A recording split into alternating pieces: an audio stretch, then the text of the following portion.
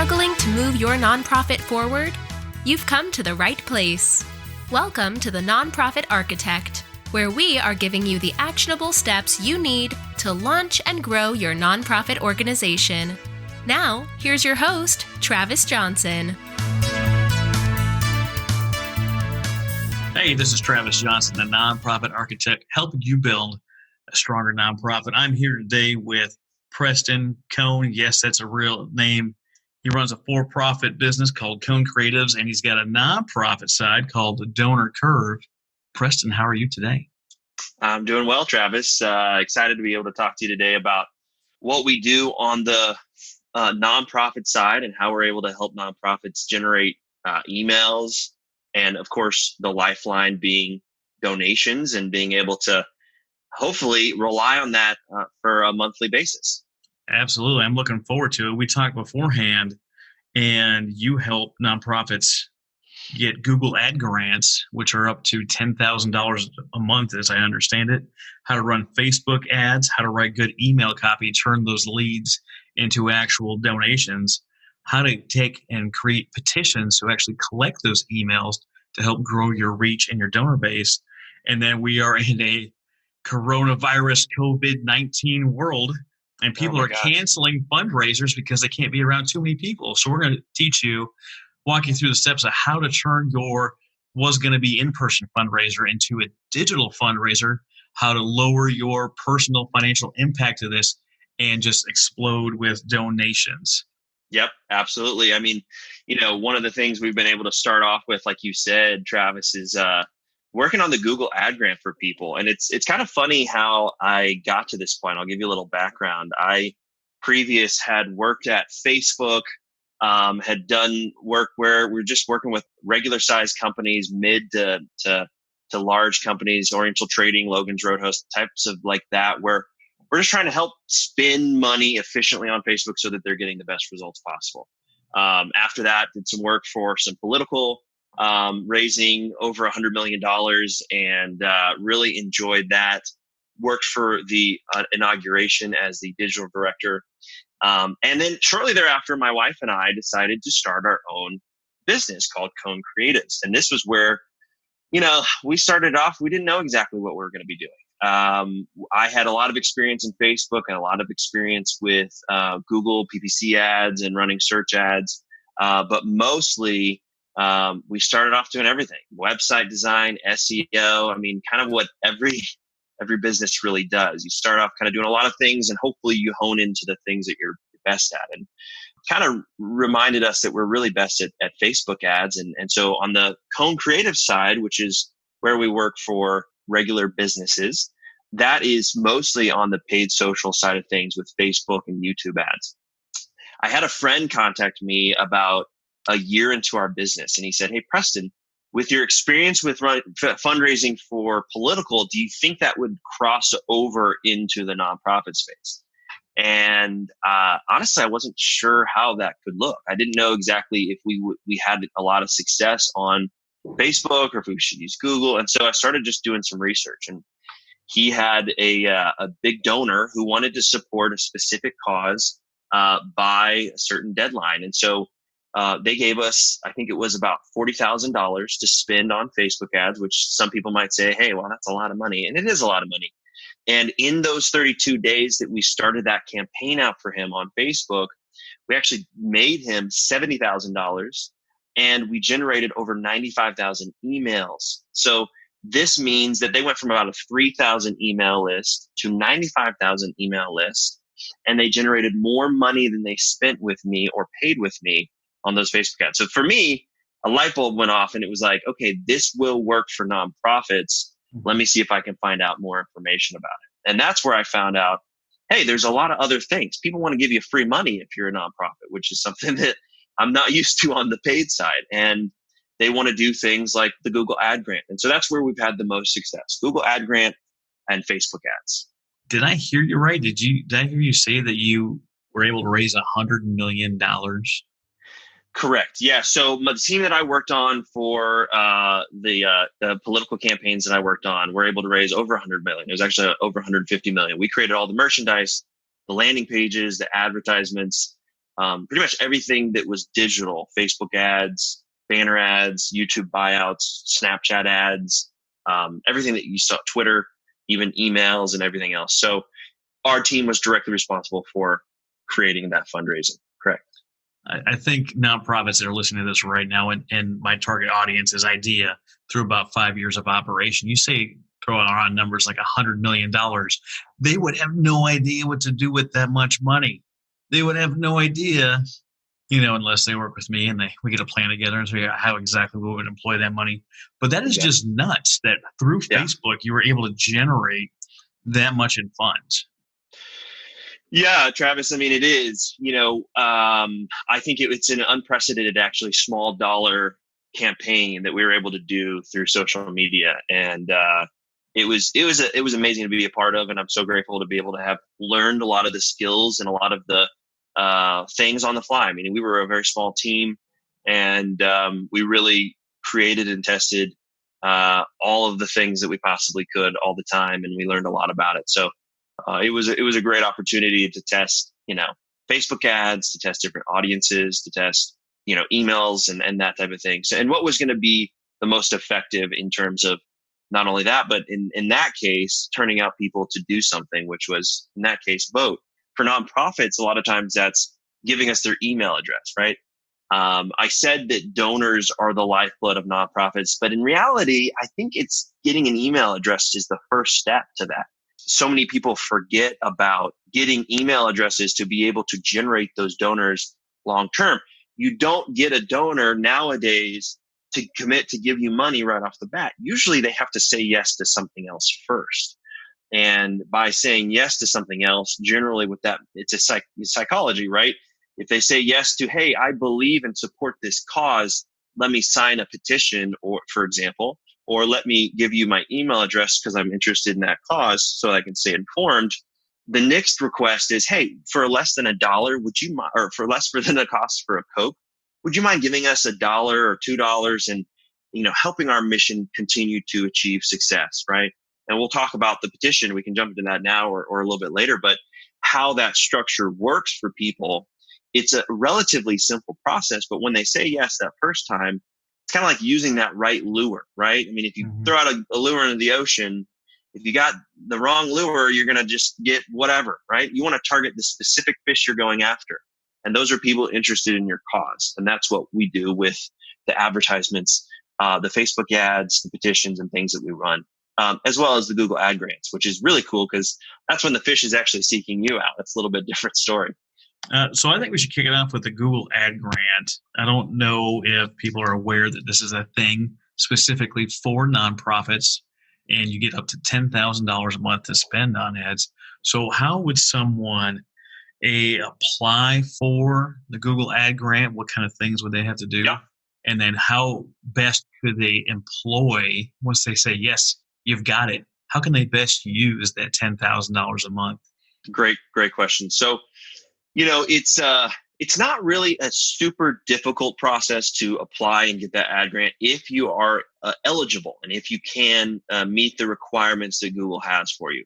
The difficult process it's confusing for people who aren't used to the way ad accounts and the way Facebook ads and Google ads are run. It's very easy for them to get distracted and confused by an ad account number and other things. So let me kind of break it down for you here. It's probably going to be still difficult to follow along just because you got to actually do this step by step. But my guess would be you're going to have a PDF, right? That helps them walk them through this.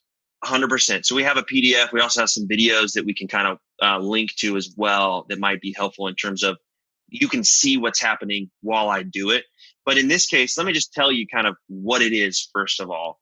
The Google Ad Grant is available to anyone. And how it's connected is if you are a 501c3 organization, you can apply for Google for Nonprofits. And it's an account that gives you a lot of different things. Not only does it give you access to applying for the ad grant, but it gives you free email addresses and domains for being able to create and run your own email campaign. So if you're bringing in new people to work for your organization, rather than go pay $5-10 a month for an email address with your domain, they're going to give that to you for free. They're going to give you 30 gigabytes of storage for free, which again, these are small things, but at the same time, if you're a nonprofit getting started out, what a great value to be able to start off with these tools. You're going to get shared calendars. You're going to get a YouTube account that's specific for nonprofits. And that's all just for applying for the Google for Nonprofits. And to date, I haven't had anybody not get approved if you're an actual 501c3 to get the Google for Nonprofits account. Now, once you create that Google for Nonprofits account, this is where it gets a little bit more tricky for most people. They think, oh, I've got the Google for Nonprofits account. I'm approved for the Google Ad Grant. It's not the case.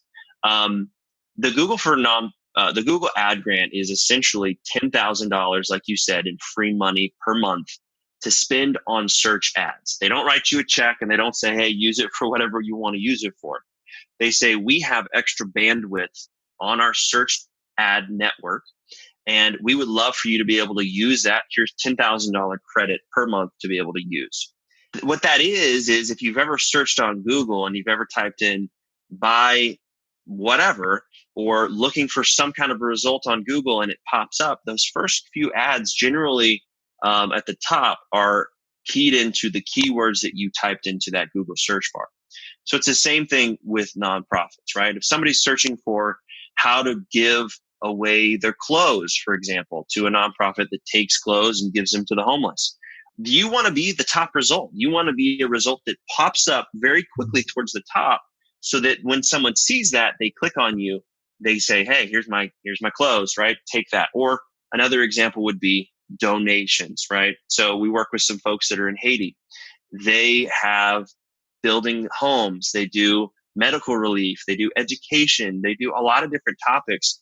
And we create ads and keywords based on those specific things people are searching for, so that when they do search for them, they're the organization that they want to use and donate to and support versus somebody else, right? So it's a way to be able to get a better result and get more bang for your buck in terms of that. And I always say, why would you not apply for the ad grant? I mean, if Google's giving this to you and it's free money, you might as well do it. Yeah, if that was a brand new business or a brand new nonprofit and someone offered me $120,000 free dollars per year to advertise, you better believe I'd be all over that. Yeah, exactly. And that it converts basically, Travis, to about 5,000 people per month who will see and be more aware and potentially click on that ad to see your website. So whether you get someone to donate through it, even if it's a small percentage of them that actually donate or give you their email address, you're now becoming more aware. People now know of you versus other organizations. There's just so many more benefits that you're getting out of this for free. So there's no reason not to. But in terms of how to apply, you got to be eligible, right? So you got to be a 501c3 organization. You then have to follow up with Google and provide them with some information. Typically, they use a company called TechSoup, which will actually go, many of you might be aware of that for other reasons, but they'll verify your organization. If you already have an account, Google will be able to take that information from you very quickly, and it speeds up the process. If you don't have a TechSoup account, in my experience, it works more efficiently and in a simpler way if you actually just use Google to get you approved through TechSoup. They could say it takes a delayed time frame, but in reality, it doesn't. It's actually a pretty quick time frame. So once you get that verification process, it can take 3 to 6 weeks to do that. You'll be able to get approved for the Google Ad Grant. Now, there's a couple different steps along the way that you're going to need. The biggest thing that I'm seeing people run into is their site isn't secure. And that can be an issue for some of the smaller nonprofits who just don't understand why that's even valuable. What's an SSL and what's HTTPS, right? These are actually pretty valuable. And really the reason Google wants to see this is they don't want someone going to your website to donate where that information could be stolen or hacked by someone else. So that SSL and that HTTPS is just the ability for them to ensure that you're actually secure. And if you have a good web developer on staff or you've hired, it should not be very difficult for them to get you the SSL certificate and get that installed on your hosting. It's not rocket science. If you don't, it can be a difficult process just in terms of how you're going through that. I remember working with a couple nonprofits going, what is SSL? And then next thing you know, they don't have access to their hosting platform, and because somebody volunteered, and it's just convenient. Yeah, someone donated the site, and there wasn't a follow-on agreement or what it might look like after that. And then somehow along the way, the nonprofit is then scared or fearful to then go reach out to that person, someone that donated a specific money for it, for more money for follow-up for. There's companies out there for $200 a month will build it for you and maintain it for you. Do whatever you want for $200 a month. Yes, and even just if it's a volunteer, sometimes the problem is they, out of the goodness of their heart, they want to do this for you, but a year goes by and they're in a different situation, they're in a different job, they're in a different, maybe a different location. It's hard to get them to respond. And we have waited weeks and weeks and weeks for someone just to give us a login information. And it's not because they don't care, it's just because they've gotten busy with other things. So really being able to do that internally, like you're mentioning, is a good point. Another thing that I'm seeing a huge error, people go, okay, I've created my ad account, I've submitted my pre-qualification to Google, but it's not letting me run ads. Why? Well, you got to wait for all of the approval process to go through. They will let you know. You will have to create ad campaigns. You will have to do this. They may very well notify you and say, hey, put your credit card information in to get started, because it's a normal account. Until they approve it, it's a normal account. And when you do that, you're completely voiding everything that you've done for the registration process. It happens all the time. People go, oh, I think I did it right, everything's good, but I guess they want me to put my credit card in just so they can verify who I am. No. If you do that, they will start charging you money. And if you spend down $10,000 a month, you will be on the hook for that bill. Make sure that you do not enter any credit card information, completely avoiding that. There are a couple other things that you have to do when you're applying. You do have to submit a pre-qualification survey. You got to go through about 10 minutes of training so that they know that you're qualified to do this. You have to create your ad account. And by creating your ad account, you actually will take that ad account ID and you'll use that multiple times throughout the rest of the application process. So it's important that you put that in a safe spot, especially with people who are not used to going to these places. Save the URLs is another key tip that I've learned. Don't just assume you're going to know where to go later on. Save that URL, put it into a document, put the AdWords account into another document or the same document so that you can follow along and do that. And I know this is a lot of information, but once you get to that point, this is kind of the biggest hurdle that most people have. They build all this out. It's relatively simple. You follow the processes for Google. You fill out this stuff. It takes you a few hours over 3 to 6 weeks, which is just in and of itself difficult because it's such a time-consuming / disjointed type of application process. Well, they're not just going to give $10,000 a month to anyone. If you're lazy, if you're not following the process, why would they waste their time and their free bandwidth and their free ad space to someone that's not going to put in the work? Correct. Yeah, and they do. There's some hurdles. I mean, they really make you follow up with the right documentation. You got to, follow up and take these courses. You got to do a quiz. You got to prove that you know what you're doing. Because again, yeah, you're right. They don't want you to do something that you shouldn't be doing. And they also have to be able to verify the types of ads you're going to run are good and acceptable by Google. When I first created Google campaigns, I don't know, like 8 years ago, I didn't know how, I thought you could put any kind of words and any kind of keywords and symbols and things in it. No, immediately get disapproved. You get your account flagged, you get shut down. And so Google doesn't want that to happen to you. They do have certain requirements that you have to meet, click-through rate, another thing. I don't want to get into the weeds on some of those that are kind of difficult for people to understand. But the important thing is when you get to this step and you're creating your first campaign, it's important that you do this in the right way. When you're looking for things to do and you don't know generally how to create this campaign, start off with keywords that make sense to your organization, right? It's actually a good tip is to go to your website and look at the tabs that you have on your site. And generally you can go and build out a campaign and an ad and keywords based on those pages. So if, like for the example I gave earlier with the Haiti organization, go to their website, you can see, hey, here's build a home, right? And on that page, there's a bunch of keywords: how to build a home, homes in Haiti, how much it costs, all these different keywords that you can use to kind of build out that campaign for you. You don't have to think from scratch. You should be starting with the website. In fact, Google will look at those things that are on your website and on those landing pages to determine, does it match with the ads and the keywords that they're running over here? They want to ensure that the content that someone gets when they click on an ad and they go to that landing page is the same. They don't want people to be misled by that advertisement where they're going to a page that doesn't make sense. So, for an example of that, the Haiti organization, we have one ad here that I can show you and include in that document, but it says, build a family in Haiti a home. Less than 8% have electricity.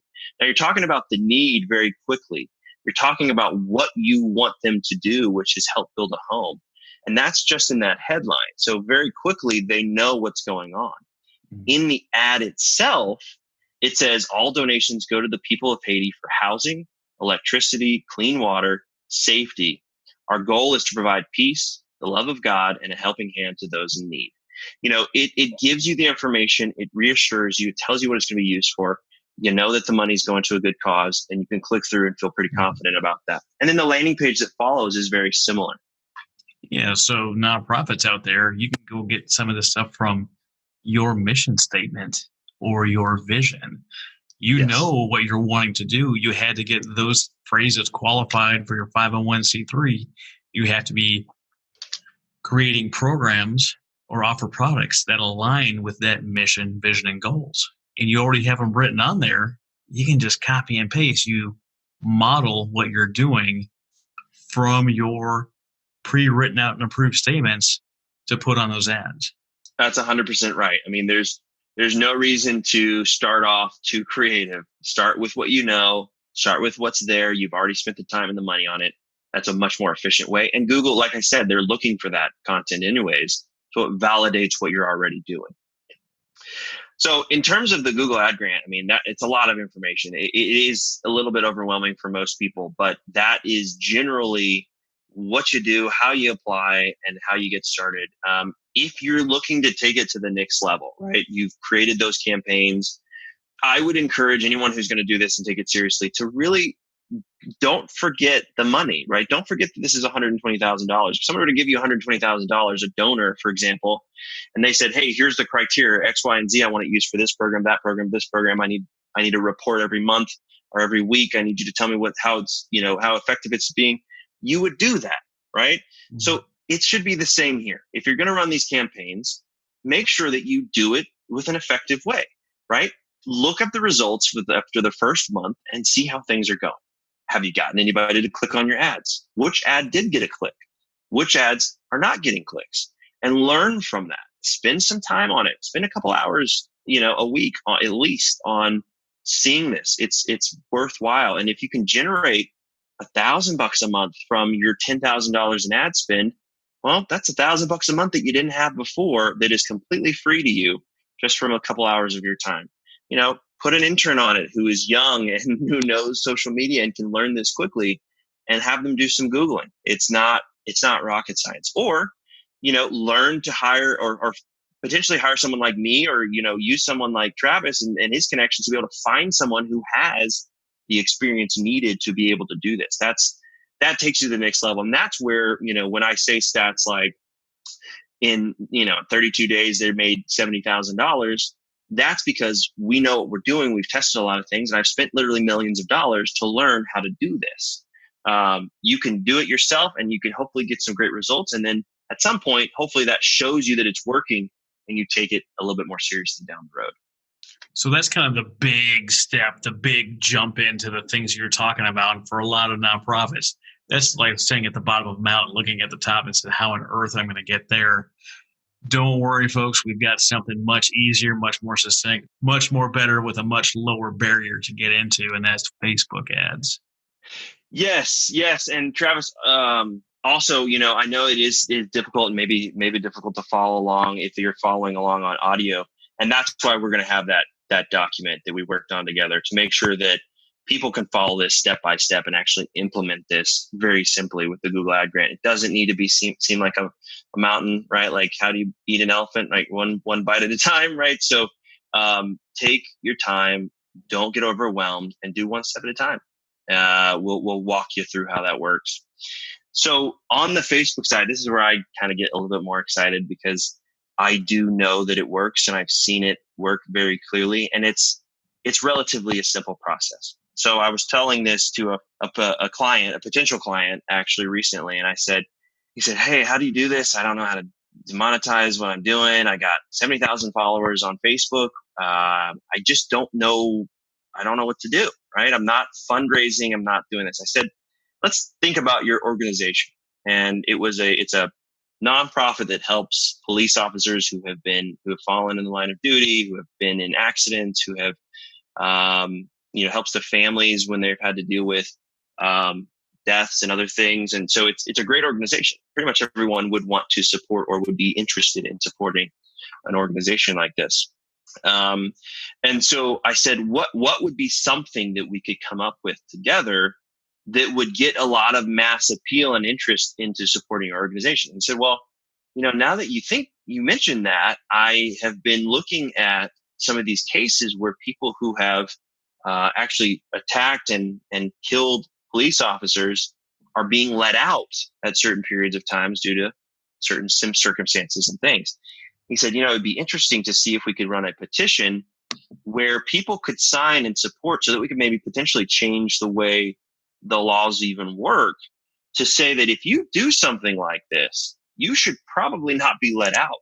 You should probably be forced to live in some sort of jail or confinement of some type to be able to make sure that you're not doing that again, or potentially, based on the circumstances, have some sort of follow-up, right? So he was able to create a petition, and just by posting it to his Facebook group, he generated over 400 email addresses within 24 hours. He then shared that to other Facebook pages and was able to generate more email addresses. And so, without even spending a dime of his money in terms of running Facebook ads, which is what we focus on, he was able to generate email addresses for free, essentially, just his time that he put into creating the video and creating the landing page for that petition. So I know we've seen petitions. If you float around the online space, you run into petitions. How do you actually create a petition? A petition generally is something that we're trying to move forward with either the government locally, maybe the city, maybe the state level, or potentially it's nationally, right? You can think of things like in the health crisis that we're facing right now, potentially something to do with that, right? So being able to make sure that we have the right testing or the right appropriate measures in place. Getting people to buy into that petition, sign that petition, and go from there is kind of the key. So the way we do it is we will actually create a landing page that gives very brief information about that topic, right? You're supporting how to do X, Y, and Z. Here's what we're trying to do. And if we get your signature, if we get enough signatures, we're going to be able to submit this to the government at any local, state, or federal level, and be able to get, hopefully, movement and change occurred, right? In the example of the keeping cop killers essentially in prison or in confinement of some sort, that is something that a lot of people buy into, and a lot of people would be willing to push that in legislature. And so it enables you to actually change literally laws. And so we'll create a landing page, typically using Unbounce or other tools like that. Create a landing page, and it'll be information about that. Usually a video at the top, typically some information below that about the topic and why it matters that they take an action step. And from there, it's a very simple form. It's, hey, sign this petition so that we can use your name and your email address to be able to submit this to take an action step. And it works very, very well. The way we reach out to them is by using Facebook ads. We target people interested in those specific topics, which there are literally thousands of different topics we can use on Facebook. They can see that ad, and if they're interested, it's kind of like what we talked about earlier, using that lure to reel them in and says, "Oh, I'm interested in that topic. That is interesting to me. My friend or my brother or my family member has had a situation that connects me to that, or myself. And so I'm going to click on that ad, go to that landing page, and sign that petition. See, I've got a friend that does some of these things masterfully. One of the mind-blowing ideas that he walked me through, which he says it so casually when he says it, and you're like, are you serious right now? You're casually saying this?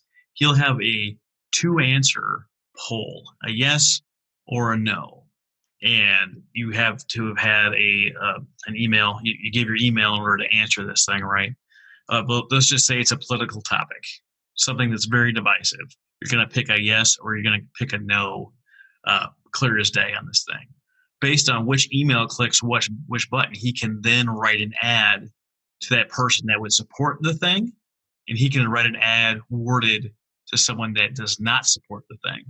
And you're able to market to both sides of the same coin by deciphering who leans which way and who leans the other way. And it's just brilliant. I love it to death. Yeah, people are using polls a lot now, and it does give you that information on both the positive and the negative. So you can kind of customize that message later on that would be very helpful for folks like that. I tend to try to, if I'm working for an organization, make sure that it's targeting and focused positively on the positive side of things. But I do know that there's a lot of ways that you can leverage that in a positive way. Maybe the message is, hey, why don't you think we should do something different, right? Can you expound upon that? Maybe that's just helpful to learn a little bit about what's going on with people. But once they do see that landing page and they commit to that, like we talked about, that's a saying of a yes, right? A lot of people are going to visit that landing page. You're going to get tons and tons of people to visit the landing page. They're going to let it load, and then they're going to leave. They don't care enough about that topic to spend the time and the energy to sign that petition, as simple and as energy less as that is asking them to do. It doesn't cost a lot of time or energy to do, but they can then use that as the first yes. Once they go and sign that petition, it's very simple to go to another landing page, redirects them and says, hey, thank you so much. If you wouldn't mind giving us $1 or $2 to donate to our cause, we can continue to go get more signatures for those petitions. And here's how this works really well. Right off the bat, if someone goes and signs that petition, let's say for easy math, it costs you 25 cents per email signature or petition signature. That's a Facebook ad, right? It's costing you that much to run an ad to find someone who's interested in your topic, who never heard about you before, who is now aware of you, signs a petition, and turn around. All you got to do is get one out of those 4 people to give you $1 to pay for those email signatures. So this is why it works very well and very efficiently. If you can get a very low buy-in and very low cost per result on terms of getting those email signatures, turn around and it's very easy for you to be able to get $1 or $2 to cover those signatures, the cost. So now the marketing that you think is very expensive is actually really for free. And that's the thing that I think most people are missing out on, is they go, oh, I don't want to spend $1,000 on Facebook ads a month, because if I do, that's $1,000 down the drain. What you're forgetting about is the very reason my business is called Donor Curve. You acquire a donor right here. Over time of you emailing them and them seeing your information and then donating again and then buying a piece of merchandise like you do very well, Travis, gives you the ability to then have a donor curve. Their lifetime value is worth more than the cost it was to acquire them. If it costs 25 cents, all they got to do is give you $1 over the next year or so, and you have more than made your money back very easily. So that's how that works. Once they go to that donate page and they see that thank you page, a lot of them are going to leave. Again, that's okay. You want to filter through those people who are not as interested or engaged with your audience. And it basically tells you, just like in your email list now, you got the big donors and the small donors. You know who those people are. You've deciphered those. Now you're helping to do that as well using digital mediums and automating that for yourself. People will donate. People will then go who don't donate, and then they'll leave. That's fine, but you still have their email address. And you'll still be able to email them and talk to them about this later. The ones who do donate are then redirected to a merchandise upsell page. That's the way I refer to it in the digital marketing world.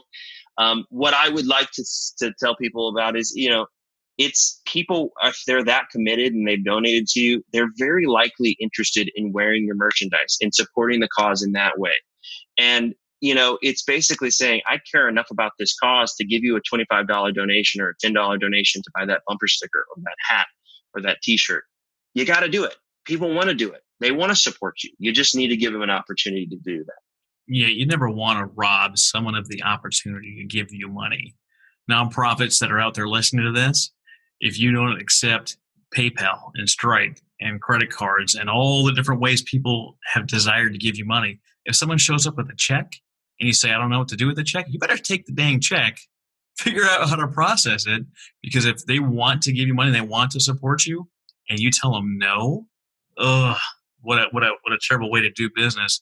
They want to support you, not just by giving you money, but they want to show the world that they support you. They want to wear your gear. They want to wear your hat. They want to wear your wristband. They want to have a bumper sticker on their car showing not only are they a good person and they support you, but they get to say that I did this. Yeah. I'm a part of this cause. I'm a part of this vision. And they can't do that unless you give them something to wear, something to show off. Yeah, 100%. And it's not about, I think people confuse this and they go, well, we're a nonprofit. We're not trying to, profit off of this.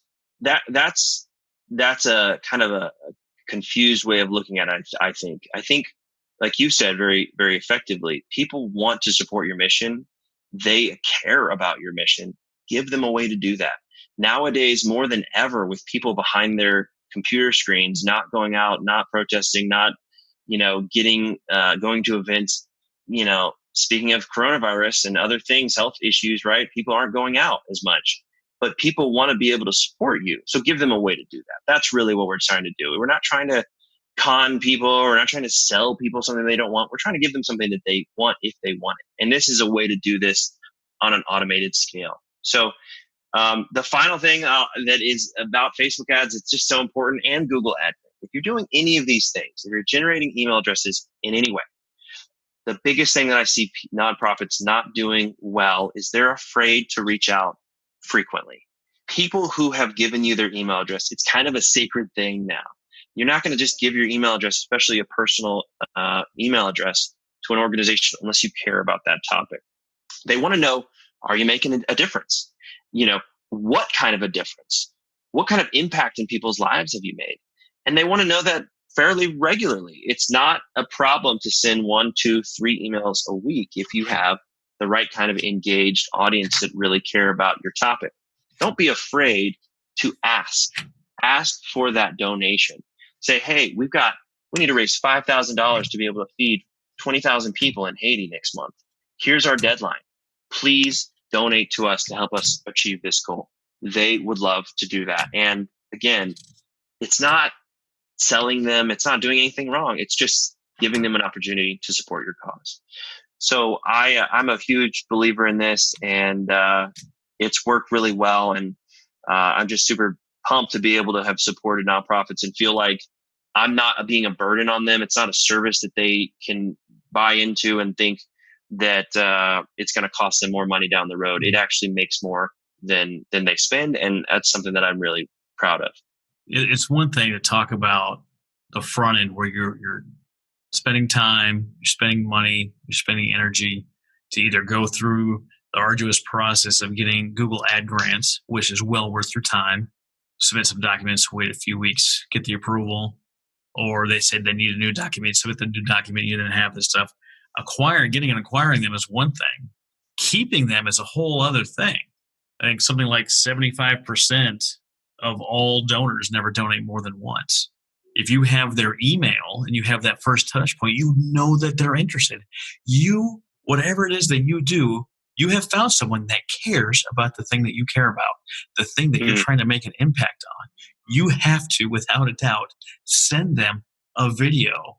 Get in front of the Zoom, get in front of the Facebook Live, hit record on your phone, your laptop, or your tablet, and say thank you. With your donation, I'm able to turn this money into this program for these people. When I came across these people, they look like this. Through my program, now they look amazing. Show photos, show testimonials. get someone like Will Trapp at Gradavid to create these donor relation videos for you that you can throw an email and show people the impact they're having. I gave $5 to someone I don't know on a random Facebook ad. Fantastic. How is my $5 impacting the cause that I care about? You take the time, you create the video, or you send the stuff to someone like Will, and he puts this thing together, and then they click their opening. It says, "Thank you for your donation. Here's the impact your money is having. Here's the impact you are having." You show them what it is that you're doing with their money, and it's amazing. You get to keep people on as donors year after year, month after month, week after week, because you are doing the good thing that you care about that you can't do with your own money. You need a pool of money. You need many donors. You need to keep them because together you're stronger, and together you get to go make a difference and make an impact. Yeah, precisely. I mean, big donors are awesome. We love big donors. That's fantastic. But at the end of the day, being able to know that you have a group of motivated, mobile, active people who care about you and your organization and what you're doing. I mean, I'd take that over a couple of big donors any day. And being able to have them to say, "Hey, tomorrow we're doing an event downtown. We need you to show up, or we need you to share this online to make a bigger impact." Guess what? They're going to do it, and they care about that. And you just need to tell them. So you're 100% correct, Travis. I mean, there's so many people out there who want to support nonprofits and want to do good work for them. And, we found Facebook Live videos do really work well. People want to hear directly from the source, telling them how it's making an impact and what they're doing. So, we've loved being able to make this pivot into working with nonprofits. And again, it's just fulfilling to be able to feel like we're making a difference while the nonprofit is making it. It's kind of coming alongside and being able to help them do more and spread their voice a little bit greater. So you kind of touched on it. You mentioned that, hey, we're having this fundraiser this weekend. You should show up. But we're also in a COVID-19 world. So how do you have these fundraisers and these events and showing the people what it is they're doing and having an impact without having people leave their homes? Also, fun fact, this is a benefit for introverts out there that are going to show up anyway. You can now catch them online. So how do we do that, Preston? Yeah, great question. It's funny because I'm in these nonprofit groups on Facebook, and people are talking about how they're not sure how they're going to be able to make the money, their donations and their goals this year because their events getting canceled. With across the country, schools closing down and all sorts of things. And this is just an example for now. We don't know what could be happening in a month or 2 months or 3 months from now. That's why the nonprofits that we work with, we actually help to make sure that they are doing this online as well. So you can do this very easily. It doesn't have to be done by someone like me to do it for you. You can go and you can create a Facebook event page. Very simple to do. Go to Facebook, log in. You'll be able to go to the create section and create that Facebook event page.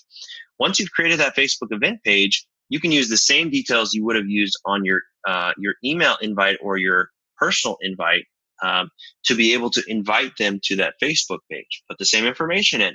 Use Canva or something to design a very clear and direct hero image or header for that Facebook event. Very simple. Use the information that makes the most sense. You can invite them via an email address. So all of the people that you would have invited to your personal event, you can now, if you're having to cancel for some reason, you can now invite them with an email and link them to that Facebook page, that event page, where they can register. Not only can they register, so you can confirm that they're going to go, you can also get them to then share that with other folks. They're going to be able to now amplify your voice and your message even further. And so from there, when you do your live event, don't cancel your speaker, but just understand that if you do have to cancel your in-person event, you're saving tens of thousands of dollars, likely maybe more, on the fact that you're creating these events. I know nonprofits who spend $50,000 to $100,000 on their events, knowing that they're going to be making $1 million or $2 million back because of that event, and it's worthwhile for them. If you were to take just a fraction of that money and put it into creating this Facebook event, keeping your speaker and having them do it remotely using Facebook Live, sharing that link to your Facebook page and then sharing that to the event page, you're going to have a greater impact right off the bat. And if you then tie that into Facebook ads, now you're reaching people who had never heard from you before and who can now then click through and watch that very easily. Can you imagine the level of speaker upgrade you could get if all of a sudden you didn't have to pay for a venue and food? I was going to pay this speaker $5,000, $7,000, $15,000. I can now afford a $30,000 speaker. I don't know what his rates are, but I can get Tom Hanks to come speak about the importance of my cause because all of a sudden I can afford him. Can you imagine the kind of impact that would have on your organization and what you're doing for a future? But people are right off the bat, they're just canceling their event and they're just kind of throwing in the towel. And I'm trying to encourage folks to understand that you don't have to do that. Pivot.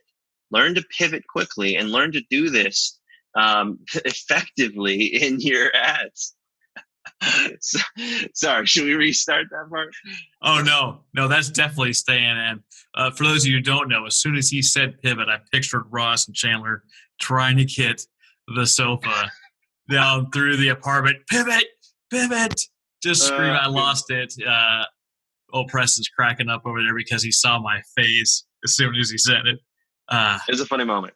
It was good. I love that moment. But if you can just use a donate page, use a URL that has information about your topic and what your goals are for that year, what you would have normally been fundraising for. And then every few minutes on that call before the speaker gets on, while you're live with folks, go ahead and mention that link and say, hey, click below, go take a look at what we're doing, sign up to get more information just to be updated on what we're doing. That way you're getting email addresses, which is, again, hugely valuable. And then they'll also give you a few dollars, right? So if you're reaching tens of thousands of people, potentially more than that 300 or 400 people that we're going to be at the end of the event, you're making a bigger impact. You have a greater audience and you're getting more donations. People are going, hey, sponsors are going to cancel. No, they're not going to cancel because they're going to get more views. They're going to get more people they're going to see and be interested in them because of what they're doing. So to me, it's been a win-win.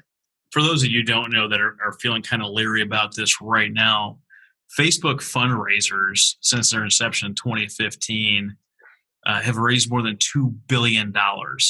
So, and 1 billion of those were birthday fundraisers. It's my birthday, donate to this cause, which you should have your friends on their birthday donate to your cause. Just saying. But $2 billion in the last 5 years, Facebook has generated for nonprofits, people actually making a difference. So don't be scared or leery of using Facebook as a way to generate the funds that you need to help your stuff going. Can you imagine if you had a director or a part-time volunteer that was able to do some of this stuff and just start ad campaigns or fundraiser campaigns for you on Facebook? Get a piece of that $2 billion pie. Why not? Exactly. I mean, there's really no reason not to be able to take advantage of the tools that are available to us right now. Even if you feel like you need to use a different platform for some reason, there is Zoom. There are a lot of other conferencing tools that you can use to get it out there. I've heard one complaint that said, well, I only want to invite our big donors to this event. Okay, fine. You can use a private link. You can use a private meeting link, but still use the same model. Use the digital means. Use a landing page or some sort to be able to get those donations and those the support right off the bat. Just don't forget, since it is digital, you do need to remind them of the link, and you do need to ask them to take that action from time to time, because people will be distracted. They'll be on Netflix, they'll be on Amazon, they'll be doing something else. So know that right off the bat, but just remind them, and you'll have a lot of success there as well. So we've done this for nonprofits. It's a good thing to do. Now, imagine that we're in the digital world, and if you have some world-class speaker like Tom Hanks, and you're doing a video conference, that you can record this thing and use it later. Might have to do some creative editing based on if they use numbers or they mention the dates or something like that, or if you quote figures from whatever year that was. But if you have something like a flyer that you create on Canva that has your stats and your numbers and your figures, you can then just update the flyer for the next year. Or people that weren't able to attend for whatever reason, you could probably send them a link to that, including your donate page, to their email. Hey, I know you signed up. I know you were excited to be here. You weren't able to make it. I got you covered. Here's a link to the event. I still want you to catch the great, even if you don't give any money, I want you to see the amazing speaker just so you know the kind of impact that your dollars are having and what successes we've had in the past year. Nothing's stopping you from doing that. Absolutely. Great content to be able to use on your website or in social posts later on. Fantastic idea as well. So Preston, this is just a jam-packed, I don't know, about an hour worth of content. If people don't know what they just heard, they have to go back and listen again, take notes. We're going to have that free digital download, that PDF that's going to walk you through all this amazing stuff that Preston talked about today. Facebook ads, Google ad grant, 501c3 Google for nonprofits, and the tools that they have listed there. All this amazing stuff.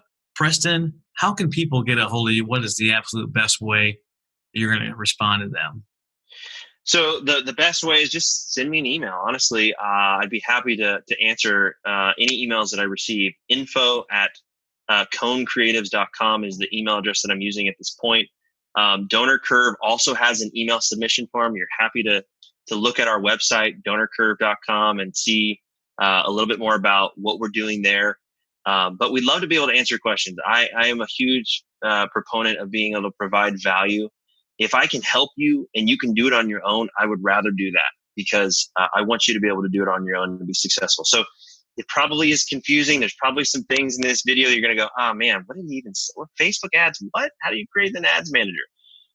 These are things that, like you said, Travis, we're going to have in that document because it is confusing. It does feel like Latin or Greek or some other language that you're not familiar with. And because I've done this for a number of years, I have an understanding there. But if you just take it back, don't get confused. Don't try to dive in too deep. Do one thing at a time. Create a petition. Work on thinking about starting with the Google Ad Grant. Follow those steps one at a time. You will have success. Just take it in bite-sized chunks. Happy to be able to answer any questions. Send me an email and we can go from there. Preston, just amazing content. Thank you so much for being on today. I'm glad that I can be your first podcast. This is crazy. I can't believe you haven't done more before. It just blows my mind.